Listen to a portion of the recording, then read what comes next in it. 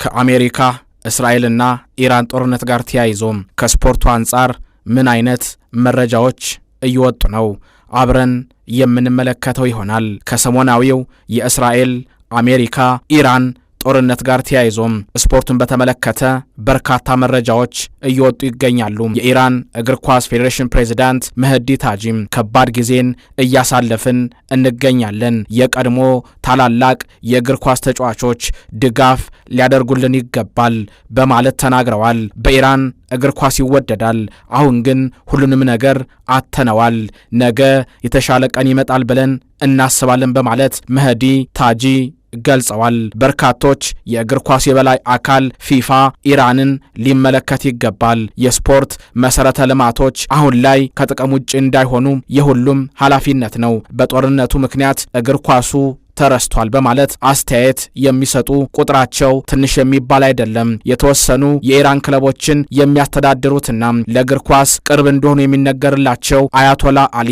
የቀብር ስነ ስርዓታቸው ከተፈጸመ በኋላ የኢራን የስፖርት ፌዴሬሽን አመራሮች ስፖርቱን እንዴት እናድነው በሚል ውይይት ለማድረግ ቀጠሮ መያዛቸው ታውቋል። በቀጣይ ቀናትም ስፖርቱን በተመለከተ አዳዲስ መረጃዎች የሚሰሙ ይሆናልም ተብሏል። እርግጠኛ መሆን የቻልነው ጉዳይ የኢራን ብሔራዊ ቡድን በዓለም ዋንጫው ላይ እንደማይሳተፍ ነው። ኢራን በምድብ ጂ ከኒውዚላንድ፣ ቤልጅየም እና ግብጽ ጋር ተደልድላ ነበር።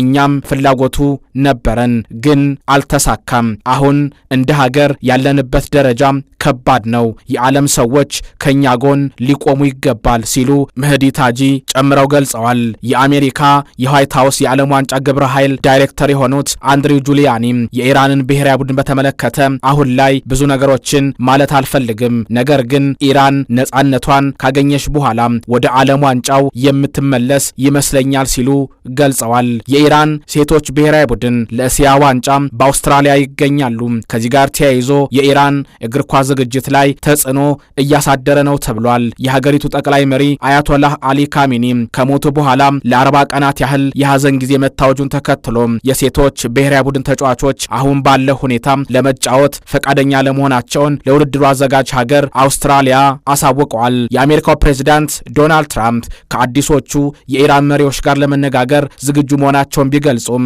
የኢራን ከፍተኛ ብሔራዊ ደህንነት ምክር ቤት ጸሐፊ አሊ ላሪጃኒ ከአሜሪካ ጋር የሚደረግ ድርድር የለም ሲሉ ገልጸዋል። በጦርነቱ ምክንያት በኢራን የሚገኙ የስፖርት መሰረተ ልማቶች ላይ ጥቃት እንዳይደርስ ሁሉም የስፖርት ቤተሰቦች ለፊፋ ጥሪ እንዲያቀርቡ የኢራን ስፖርት ኃላፊ አህመድ ዶንያማሊ ሐሳባቸውን አጋርተዋል። የኢራን ብሔራዊ ቡድን አምበል የሆነው ለፖርቱጋሉ ፖርቶ፣ ለጣሊያኑ ኢንተር ሚላን፣ በአሁኑ ሰዓት ደግሞ ለግሪኩ ኦሎምፒያኮስ እየተጫወተ የሚገኘው ኢራናዊው አጥቂ መህዲ ታሬሚ የኢራንን ጦር ለመቀላቀል ፍላጎት እንዳለው ተሰምቷል። የ33 ዓመቱ ታሬሚ አሁን ባለው ሁኔታ ለሀገሬ የማስፈልግበት ወቅት የደረሰ ይመስለኛል፣ ለኢራን ያለኝን ነገር ለመስጠት ወስኛለሁ በማለት ለኦሎምፒያኮስ አመራሮች ተናግሯል የሚል መረጃ መውጣት ከጀመረ ቀናቶች ተቆጥረዋል። የኦሎምፒያኮስ የቡድን አጋሮቹ ተጫዋቹን አሳምነው ለማስቀረት ጥረት እያደረጉ እንደሚገኝም እየተነገረ ይገኛል። ታሬሚ ግን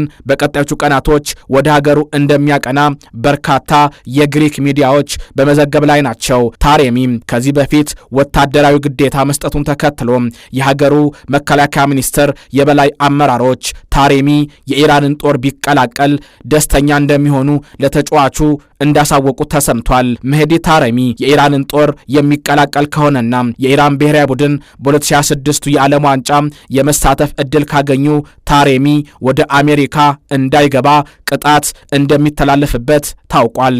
ነገር ግን እስካሁኗ ደቂቃ ድረስ የተሰማ አዲስ መረጃ የለም።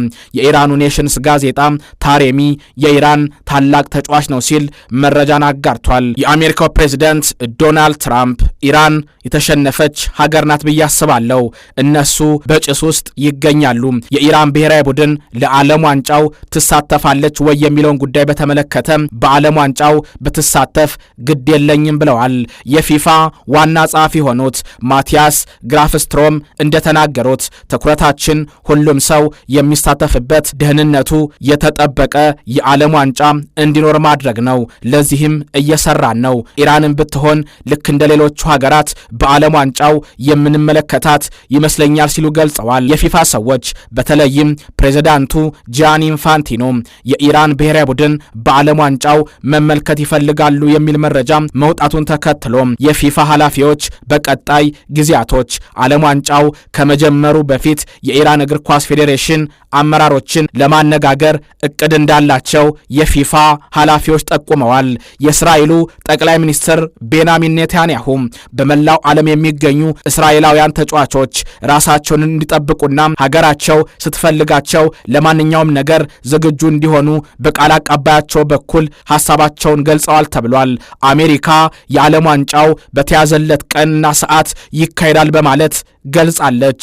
ሰላም ለዓለማችን፣ ፍቅር ለምድራችን። ጤና ይስጥልኝ።